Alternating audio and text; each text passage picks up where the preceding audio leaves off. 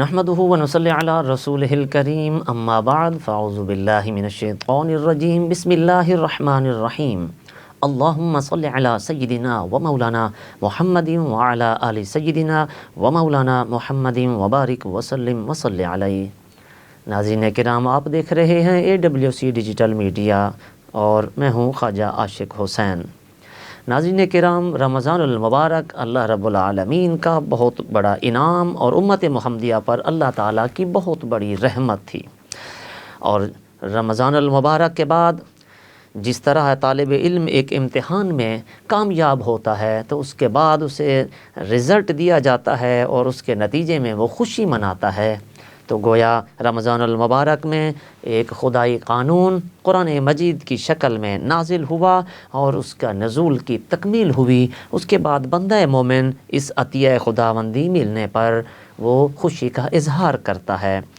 اللہ رب العالمین نے یہ بھی فرمایا قل بفضل اللہ وبرحمتہ فبذلک فلیفرحوا، کہ اے محبوب فرما دیجئے کہ اللہ کے فضل اور اس کی رحمت پر چاہیے کہ خوشی کا اظہار کریں۔ نبی کریم علیہ الصلاۃ والسلام جب تشریف لائے تو اہل عرب دو قسم کے تہوار منایا کرتے تھے، تو اسلام نے ان کا متبادل ہمیں دو عیدیں ایسی عطا فرمائی ہیں جو عید الاضحیٰ اور عید الفطر کی خوشیاں ہیں، جو اس کا متبادل ہمیں ملی ہیں۔ ناظرین کرام، ویسے ہی اللہ کا فضل اور اللہ کی رحمت ملے تو ہمیں خوشی کا اظہار کرنا چاہیے۔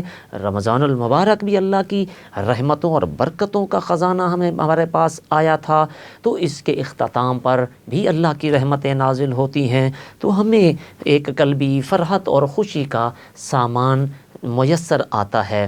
اور ویسے ہی پورا رمضان المبارک بندہ مومن کے جو حرارت ایمانی ہے اس کا امتحان لیا جاتا ہے، اور پھر جب بندہ اس کے نتیجے میں کامیاب ٹھہرتا ہے تو پھر وہ لوگ حقیقی طور پر عید منانے کے حقدار ہوتے ہیں۔ یعنی عید کے حقدار اصل میں وہی لوگ ہیں جنہوں نے رمضان المبارک میں نیکیاں کی ہیں، اور جو لوگ نیکیاں نہیں کر سکے حقیقی طور پر ان کو عید منانے کا کوئی حق حاصل نہیں ہے۔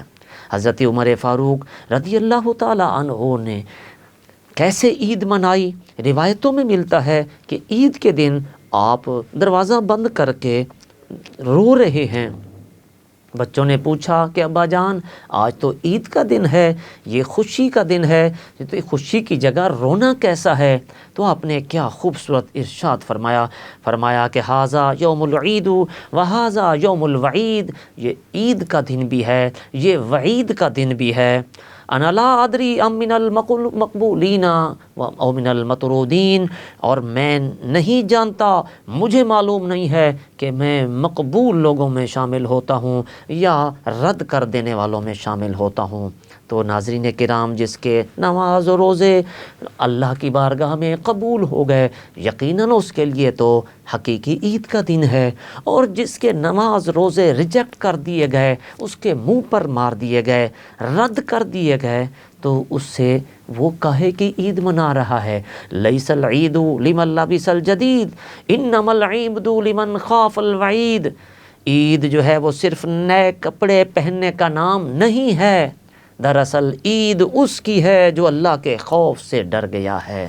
حقیقتاً عید اس کی ہے۔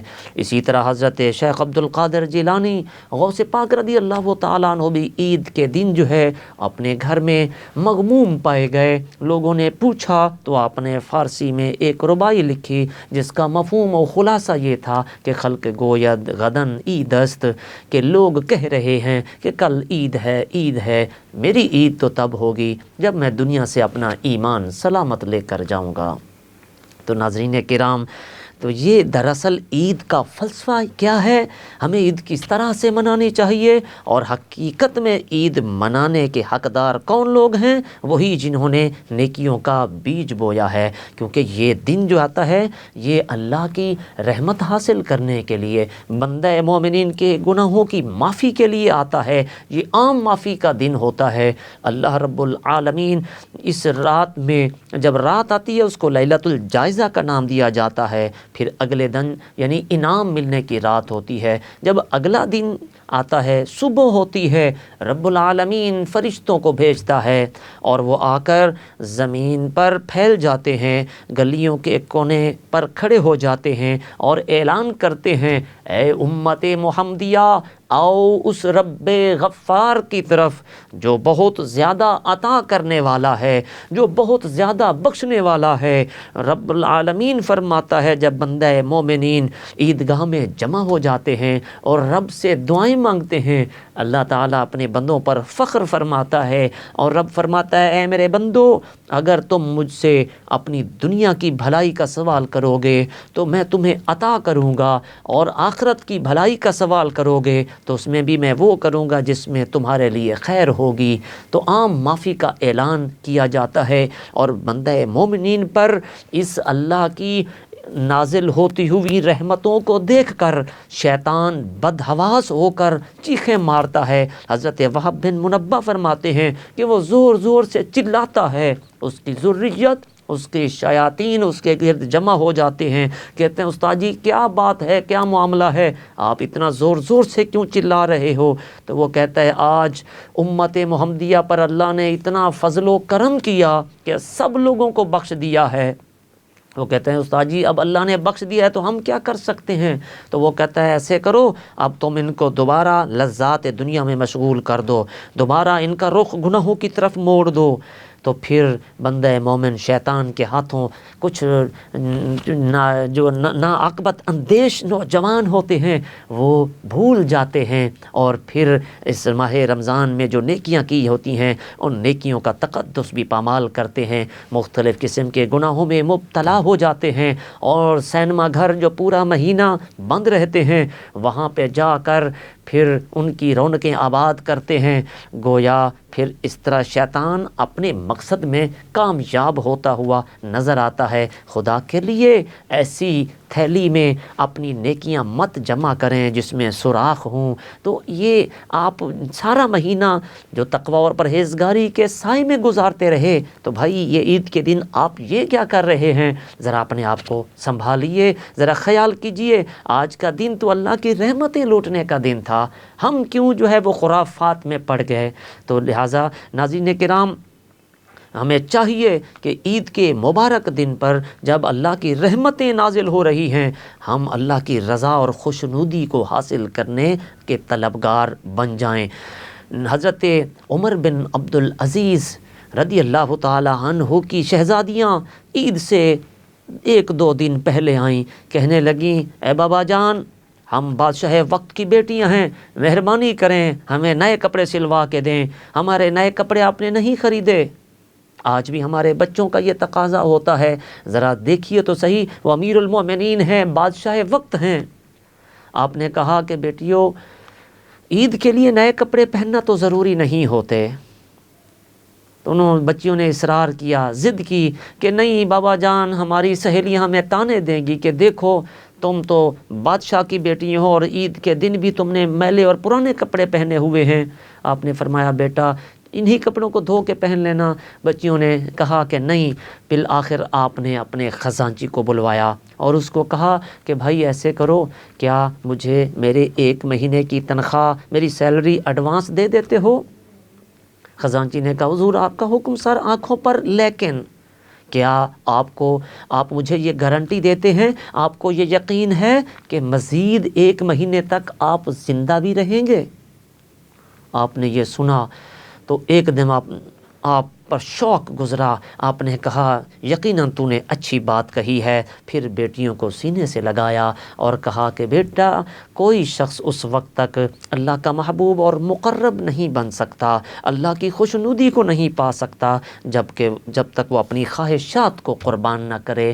لہٰذا عید کے دن جو ہے وہ اللہ کی رضا حاصل کرنے کا دن ہوتا ہے، نہ کہ صرف نئے کپڑے، اجلے کپڑے پہننے کا نام نہیں ہے۔ اگر ہم اوپر سے اچھے کپڑے پہن لیتے ہیں مگر ہم ایک دوسرے کے ساتھ ملتے ہیں، گلے بھی ملتے ہیں، مگر ہمارے دلوں میں نفرت ہے، ہمارے دلوں کے اندر بغض ہے، دوسرے کے خلاف عداوت ہے، جسم تو مل رہے ہیں دل نہیں مل رہے، تو ہم یہ دھوکہ کر رہے ہیں۔ خدا کے لیے اپنے دل کو بغض سے، نفرت سے پاک کیجئے، جس کے ساتھ ملیں دل سے ملیے۔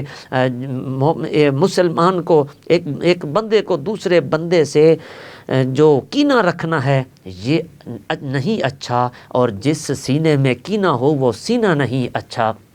ہمیں چاہیے محبتوں کو فروغ دیں، اپنے جو روٹھے ہوئے رشتہ دار ہیں، جو احباب ہیں، جو آپ سے ناراض ہیں، عید کے دن آپ خود چل کے ان کے پاس جائیں، صلح کرنے میں پہل کریں، عید کے دن ان کو منائیں اور خوشیاں بانٹیں۔ یہ خوشیاں بانٹنے کا دن ہے، اور اس طرح گھر میں پڑے رہنا تنہائی میں اور اداسی کا جو ہے وہ اظہار کرنا، یہ نامناسب رویہ ہے۔ ان رویوں کو اپنائیں، محبتیں بانٹیں، خوشیاں بانٹیں۔ جب ہر طرف ہر بندہ اس نفسا نفسی کے عالم میں، پریشانی کے عالم میں ہے، تو آپ کو چاہیے کہ چہرے پر مسکراہٹ سجا کر خندہ پیشانی کے ساتھ دوسروں کو ملیں اور سبقت اختیار کریں، اور لوگوں کے چہروں پر خوشیاں بکھیریں، مسکراہٹ بکھیریں۔ آپ دیکھیں اللہ تعالیٰ آپ پر کیسے کرم فرمائے گا۔ تو آپ کسی مسلمان کے دل میں خوشی داخل کرنا، یہ بھی باعث اجر و ثواب ہوتا ہے۔ تو ناظرین کرام، ہمیں چاہیے کہ عید کے ان مقدس ساعتوں میں غربا، فقراء، مساکین، ان کا بھی خیال رکھیں، صدقہ فطر کے علاوہ بھی ان لوگوں کی مدد کریں، غریب کے بچوں کو بھی خوشیوں میں شریک کریں۔ دیکھیں عید کا دن ہو جب غریب کا بیٹا بھوکا ہو اور امیر کا بیٹا گولڈن سیب کا ٹکڑا کاٹ کر پھینک رہا ہو، تو ظاہر ہے وہ غریب دل تو وہ بھی رکھتے ہیں، خواہشیں تو ان کی بھی ہیں، ان کے ماں باپ کی بھی خواہش ہوتی ہے کاش میرے پاس بھی توفیق ہوتی اور استطاعت ہوتی تو چاند توڑ کر لا دینے کے اپنے بچوں کی خوشنودی کے لیے، دل تو اس کا بھی کرتا ہے۔ تو جہاں آپ اپنے بچوں کی خوشنودی کا خیال کرتے ہیں، وہاں معاشرے اور سوسائٹی کے غریب لوگوں کی بھی خواہشات کا احترام کرنا چاہیے۔ بچے تو، خواہشات تو سب کی ہوتی ہیں، بچے سب کے سانجھے ہوتے ہیں۔ جہاں آپ امیر اپنے بچوں کا خیال رکھتے ہیں، وہاں غریبوں کا بھی خیال رکھیں۔ یہی ہمارے پیارے آقا علیہ الصلوۃ والسلام کی سنت مبارکہ ہے۔ وہ بڑا معروف واقعہ ہے، آپ نے سنا ہوگا کہ حضور اکرم صلی اللہ علیہ وسلم عید نماز پڑھنے کے لیے تشریف لے جا رہے تھے، ایک یتیم بچے کو مغموم حالت میں دیکھا، آپ نے اس کو اٹھایا اور اپنے کندھے پہ بٹھایا، اپنے گھر پہ لائے، اور آپ کو اس کو نہلایا، دھلایا، اچھے کپڑے پہنائے، اور فرمایا کہ کیا تم اس بات پر راضی ہو کہ فاطمہ تمہاری ماں ہو اور حسن و حسین تمہارے بھائی ہوں؟ اور پھر آقا علیہ الصلوۃ والسلام اس یتیم کی انگلی پکڑ کر حسنین کریمین کے ساتھ لے کر عیدگاہ میں آئے۔ حضور نے امت کو یہ سبق سکھایا، یہ درس دیا ہے کہ لوگوں، مجھ سے محبت کرنی ہے تو میرے اسوہ حسنہ کو بھی اپنانا ہے، غریبوں کا بھی خیال رکھنا ہے۔ یہ نہیں ہے کہ ہم خود اچھے اچھے کھانے کھائیں، عیش و عشرت کریں، طرح طرح کے ہم نعمتیں کھائیں اور پیزے اور پتہ نہیں کیا کیا جو فاسٹ فوڈ کھائیں، مگر غریبوں جو ہے وہ حسرت بھری نگاہوں سے تکتے رہیں۔ نہیں، ہمیں چاہیے کہ ان کو بھی اپنی خوشیوں میں شریک کر کے ان کی دعاؤں کے حقدار بننا چاہیے۔ عید کے مقدس موقع پر ایک جو ہے وظیفہ آپ کو بتاتا ہوں، اپنے فوت شدہ مسلمانوں کو بھی یاد رکھیے گا کہ جو شخص عید کے دن 300 مرتبہ سبحان اللہ و بحمدہ پڑھ کر اس کا ثواب فوت شدہ مسلمانوں کی روح کو بخشے، تو جتنے مسلمان اس دنیا سے چلے گئے، ہر ایک مسلمان کی قبر میں اللہ تعالیٰ 1000 انوار داخل فرمائے گا، اور جب یہ پڑھنے والا خود مرے گا تو اس کی بھی قبر میں 1000 نور داخل ہوں گے۔ تو صرف کوئی 5 منٹ بھی بمشکل اس پر لگتے ہیں۔ آپ نے 300 مرتبہ سبحان اللہ و بحمدہ پڑھنا ہے اور اس کا ثواب فوت شدہ مسلمانوں کو بخشنا ہے۔ یہ عید کے دن ان مرحومین کے لیے عید کا تحفہ ہوگا۔ ناظرین کرام، عید نماز کا بھی اہتمام کریں، کوشش کریں جب عید نماز پڑھنے کے لیے جائیں، ایک راستے سے جائیں، دوسرے واسطے سے واپس آئیں، اور راستے بھر میں بجائے باتیں کرنے کے آپ تکبیر پڑھتے جائیں، تسبیح و تحلیل پڑھیں، اللہ اکبر، لا الہ الا اللہ، اللہ اکبر وللہ الحمد۔